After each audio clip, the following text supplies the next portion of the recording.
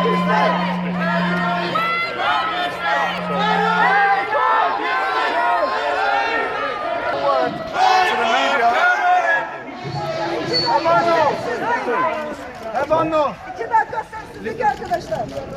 Kurdish people were here today at the Conservative Party headquarters to condemn Turkish state attacks against the Kurdish population in southeast Turkey, which for us is North Kurdistan.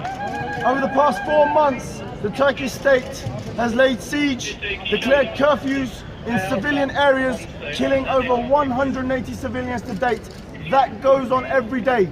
3-month-old baby Miray and her 80-year-old grandfather were killed. 57-year-old Taybet Inan was shot and left to rot on the street for a whole week 150 meters away from her family. The Turkish state is continuing to play a negative role in the Middle East. It turned a blind eye, it supported jihadist groups like ISIS, like Jabhat al-Nusra in Syria. We are afraid